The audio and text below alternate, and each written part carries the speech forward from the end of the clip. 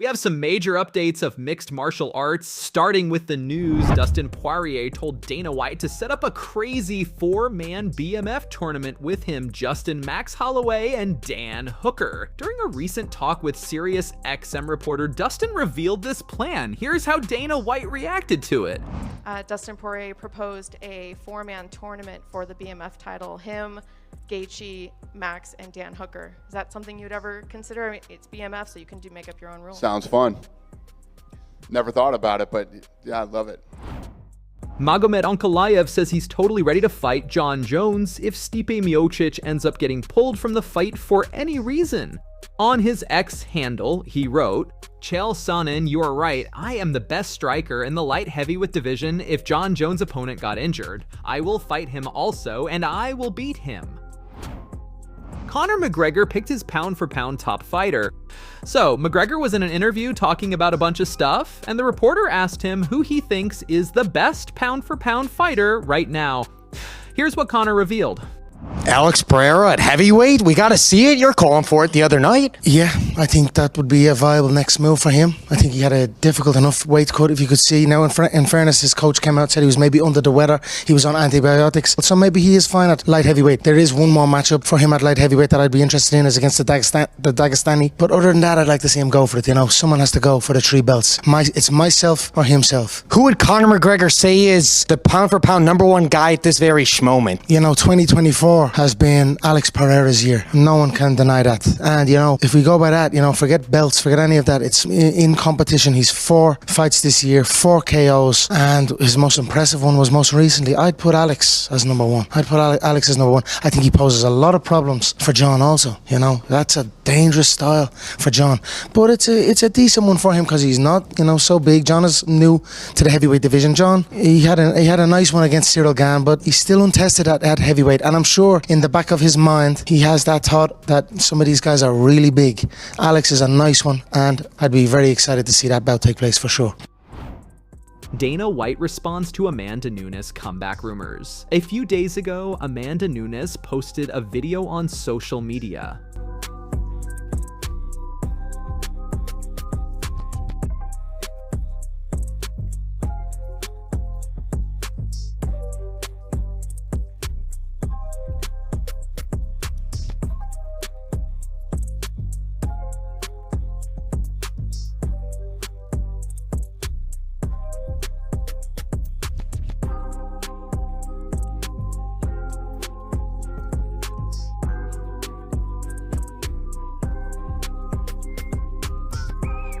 Now, after this video came out, fans believe that Amanda could return to the UFC. During a Contender Series conference, a reporter asked Dana White if Amanda could be seen back in the UFC. Responding to this, Dana said this. Amanda Nunes posted a video today for you. Can you respond to that? She looks good.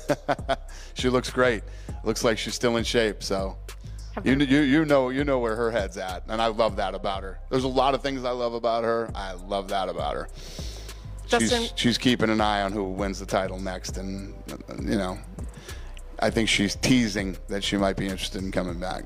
I love Amanda Nunes. I have an incredible relationship with her, and I would absolutely love to see her come back.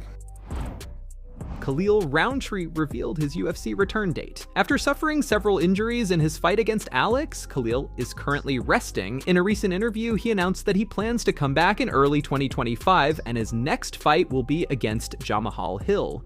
When do you think you're back, and do you have to kind of be careful about coming too soon? Yeah, I think I'm very excited to come back and fight again, but it'll probably be, you know, Q1 next year. You were supposed to fight Jamahal Hill in June, and that fight was scuttled. Do you feel like that would be a fight that you would like to take again? Yeah, absolutely. I think it's almost inevitable, right? I think he's ranked number 3. I think anyone up there in the top 5 is kind of inevitable. So let's see what happens. I think pretty shortly here I'll be talking to the matchmakers and the bosses and see what they think.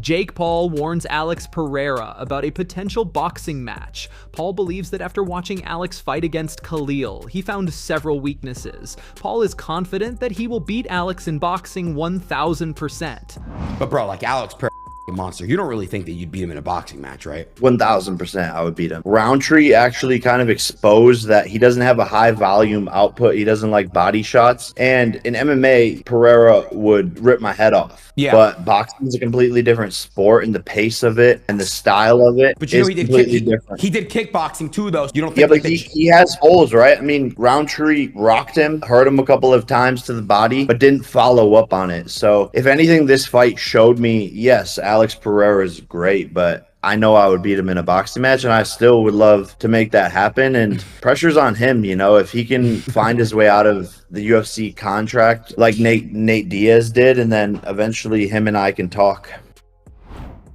Chael Sonnen has some words on Alex Pereira's next opponent.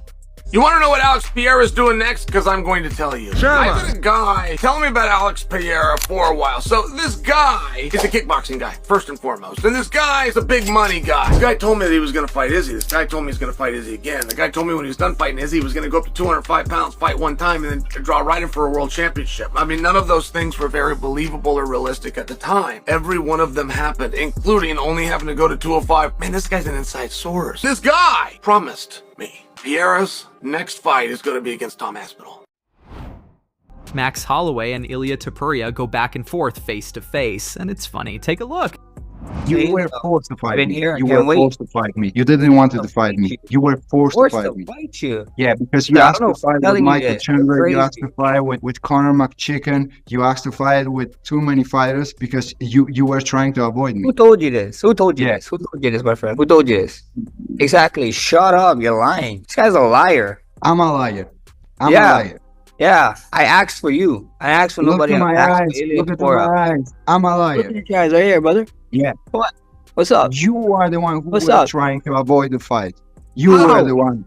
Oh, saying no. How? You asked many times about different fighters. You said to the UFC, I want to fight with Mike Chandler. I want to fight with Conor McGregor. I never ever asked to fight Michael Chandler. Why would I fight him? Why would I ask to fight him? Everyone. Why would I ask to fight him? Come on. What? You were the first guy I asked for. I want Ilia to. I want the easiest fight. Yeah. I want Ilia Topuria. That's what I said. Yeah. Seems like Kamaru Usman rejected Joaquin Buckley's call out. Back at UFC 307, Buckley won against Stephen Thompson and called out Usman in the post-fight conference. Look, I feel like I need to fight one more before I fight for the belt, and I love Bilal, man. I'm gonna let you handle that with Shawkat. But Usman, get your out here in the octagon, man. Everybody want to see that fight. Let's go. I'm gonna put my 5-0 record up against your 3-0 losses, and let's get it. Let's see who's gonna win. Now, Kamaru Usman has responded to Buckley's call out, and it seems he's not interested in that fight. Usman mentioned that many fighters have called him out before, and Buckley is ranked much lower. These are some of the reasons why Usman decided to turn down the call out. I mean, take a number. Take a number and get in line. I believe he's probably, what, the 10th? 11th guy? I don't know how many guys have called me out. You know, it's obviously, like DC said, it's a more reasonable call out for him because he is on a streak. He's been doing good work inside there.